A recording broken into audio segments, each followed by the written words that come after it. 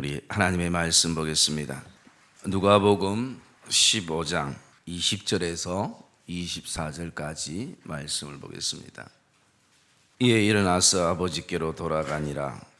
아직도 거리가 먼데 아버지가 그를 보고 측은히 여겨 달려가 목을 안고 입을 맞추니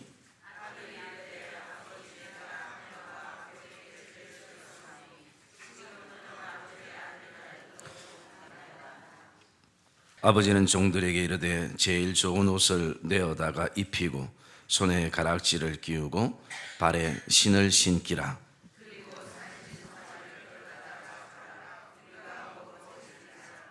이 내 아들은 죽었다가 다시 살아났으며 내가 잃었다가 다시 얻었노라 하니 그들이 즐거워하더라. 아멘. 우리 한번 따라합시다. 아버지 하나님의 눈물의 어미. 옆에 분들에게 이렇게 고백합시다. 눈물의 의미를 발견하기를 축복합니다. 사람들마다 각자가 흘리는 인생의 눈물이 반드시 있습니다. 그래서 그 눈물은 내 마음 상태를 가장 잘 표현하고 있고 나타내고 있음을 봅니다. 예를 들어서 그냥 연극을 하거나 또는 보이기 위한 가짜 눈물이 아닌 이상 그 눈물 안에는 우리의 마음의 상태, 그것이 잘 표현되어지는 것을 우리가 알 수가 있습니다. 이스라엘 백성들의 생활 문화 가운데는 그들이 인생에 있어서 흘리는 눈물을 담을 수 있는 그 눈물 담는 병들이 그들에게 있었습니다. 그래서 가족의 눈물을 담기도 하고 때로는 내 개인의 눈물을 담을 수 있는 눈물병이 있었습니다. 그래서 때로는 그들 안에 슬픔과 시련과 고난과 고통의 시간에 흘렸던 눈물들이 그 눈물병에 담기기도 하고 때로는 기쁨과 감사와 고백과 찬양과 감격의 눈물을 그 눈물병에 담기도 했습니다. 그래서 그 눈물병에 담은 그 눈물은 한 인생이 끝나는 시점에 그 이스라엘 백성들이 무덤에 같이 그 눈물병을 그 무덤에 넣어 두기도 했습니다. 이것이 이스라엘 백성들의 그 생활 문화 가운데의 하나였습니다. 저와 여러분이 살아가면서 우리도 우리 인생의 그 눈물병이 현실적으로 우리에게 있지 않지만 어쩌면 우리 마음 안에 많은 여러 가지 눈물병들이 있고 거기에는 어떤 눈물들이 담겨져 있을 것입니다. 시편 56편 8절의 말씀에 보시면 다윗이 이런 고백을 하고 있습니다. 나의 유리함을 주께서 계수하셨사오니. 여기 유리함이라는 것은 방황함, 거처가 없어서 이동굴 저동굴 다녔던 다윗의 시간 속에서 나의 유리함을 주께서 카운트를 하셨사오니 나의 눈물을 주의 병에 담으소서. 이것이 주의 책에 기록되지 아니하였나이까? 라고 고백합니다. 그래서 이 다윗의 고백 안에는 이제는 더 이상 그냥 나의 이 흘리는 눈물을 이 호리병인 눈물병에 담는 것이 아니라 이제는 주의 병에 담아주소서. 그 고백은 그만큼 간절함이 다윗 안에 담겨져 있고 하나님의 도우심을 기대하며 또 하나님의 함께 하심과 긍휼하심을 기대하며 고백하는 그 시편의 말씀을 보게 됩니다.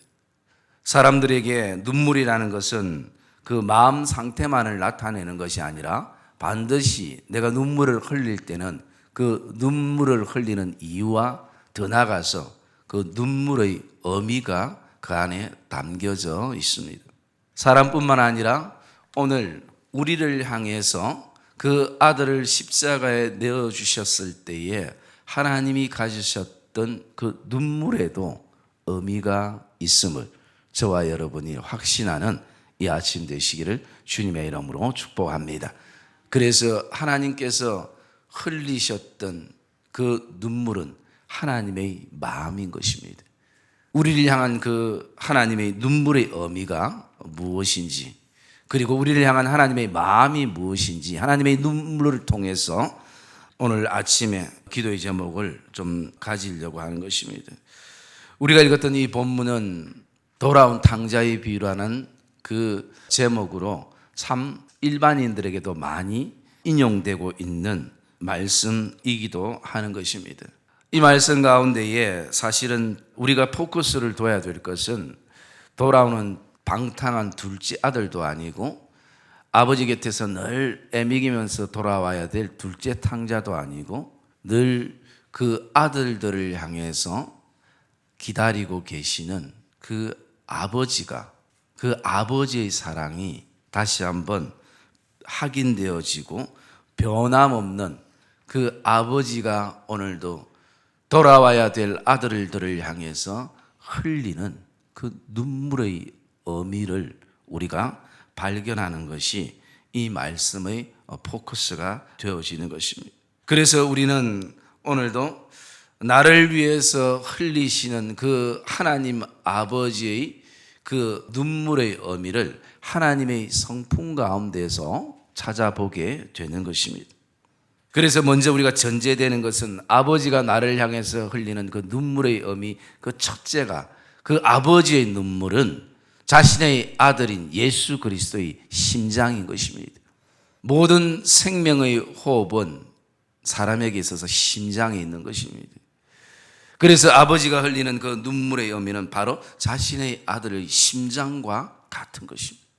저와 여러분들 안에 오늘도 믿음의 삶을 산다는 것은 우리 안에 그리스도의 심장을 품고 저와 여러분이 사는 것을 확신하기를 주의 이름으로 축복합니다.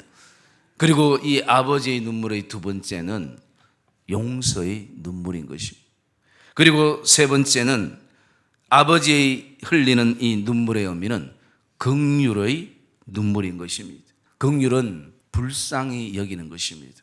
내가 도와주지 않고는, 내가 함께하지 않고는, 내가 불쌍히 여기지 않고는 아들들이 살아갈 수 없구나라는 것입니다. 그리고 이 긍휼은 결국 사랑으로 이어지게 되는 것입니다. 그래서 사랑은 형용사가 아니라 동사라고 얘기하는 거예요. 사랑은 움직이는 것입니다. 사랑하는 만큼 움직이게 되는 것입니다. 그리고 네 번째 흘렸던 눈물은 기다림의 인내의 눈물인 것입니다. 지금도 아버지는 둘째 아들을 향해서, 첫째 아들을 향해서 기다림의 인내의 눈물을 품고 계시는 것입니다. 그리고 다섯 번째는 감격의 눈물인 것입니다. 오늘 가장 이 말씀의 하이라이트는 바로 20절의 말씀입니다.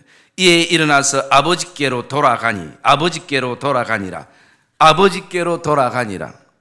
아직도 거리가 먼데 아버지가 그를 보고 측은히 여겨 달려가 목을 안고 입을 맞추니.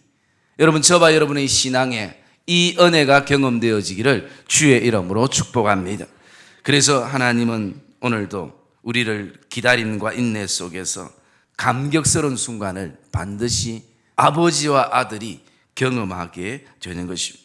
그리고 그 속에서 또 하나님의 아버지의 눈물의 의미는 회복의 눈물인 것입니다. 아버지는 그 아들을 향해서 제일 좋은 옷을 내어다가 입히고 손에 가락지를 끼우고 발에 신을 신겨라. 물론 아버지의 모든 재산을 탕진하고 돌아온 아들이지만 역시 신분에 관계없이, 너희 소유에 관계없이 너는 내 아들이라, 너는 내 딸이라. 바로 회복의 눈물인 것입니다. 그리고 또 하나는 바로 하나님이 흘리신 눈물은 사랑하는 자녀들을 향한 기회의 눈물을 흘리시는 것입니다. 어제 넘어졌어도 오늘 다시 일어설 수 있는 기회를 우리에게 주시고, 어제 하나님의 손을 내가 놓았다 할지라도 오늘 다시 잡을 수 있는 하나님의 손을 내미시고, 어제 하나님과 너무나 멀리 느껴졌지만 다시 가장 가까이 있는 사랑하는 나의 하나님의 그 얼굴을 바라볼 수 있는 기회의 눈물이었어요. 그리고 또 마지막 하나는 하나님이 흘리신 눈물은 평화와 화평의 눈물이었습니다. 아버지와 아들 사이에 막힌 담들이 무너지고 깨어지는 눈물이었습니다. 여러분, 오늘 이 아버지의 눈물의 의미가 내가 이미 다 알고 있는 지식적으로 아는 아버지의 눈물의 의미가 아니라 진정한 하나님 아버지의 눈물을 저와 여러분들이 발견하는 이 아침 되시기를 주님의 이름으로 축복합니다. 그래서 24절의 말씀에 보면 내 아들은 죽었다가 다시 살아났으며 내가 잃었다가 다시 얻었노라 라고 말씀합니다. 아들의 죽음의 시작은 어디서부터인가? 소유에 있지 않았습니다. 건강에도 있지 않았습니다. 아버지를 떠났을 때부터 이미 죽었습니다. 그래서 아버지는 돌아온 아들을 향해 표현할 때에 아들이 죽었다가 아버지께로 돌아왔을 때 다시 살아났다라는 것입니다. 내가 잃었다가 그 아들을 다시 얻었노라 하면서 그들이 함께 즐거워했다라고 고백을 하는 것입니다. 사랑하는 믿음의 성도님들, 이 복된 아침에 저와 여러분들이 아버지 하나님의 눈물을 보는 은혜가 있기를 주의 이름으로 축복합니다. 깨닫는 은혜가 우리에게 반드시 있어야 할 것입니다.